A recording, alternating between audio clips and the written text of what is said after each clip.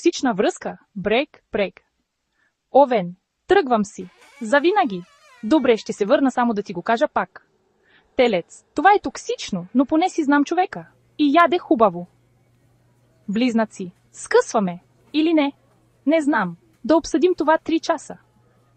Рак, ти си ме наранил, но още вярвам, че ще се промениш.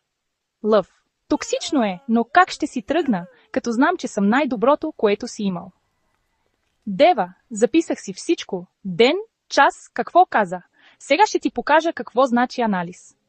Везни, ще говоря с приятелите, после с мама, после пак с теб, после пак с мама. Скорпион, скъсваме, но преди това ще унищожа всичко, което обичаш. Стрелец, свободата ме зове. Пътувам, но първо ще ти напиша 10 реда истина. Козирог, сгреши. Това ще ти струва. Аз съм бизнес план, не романтика.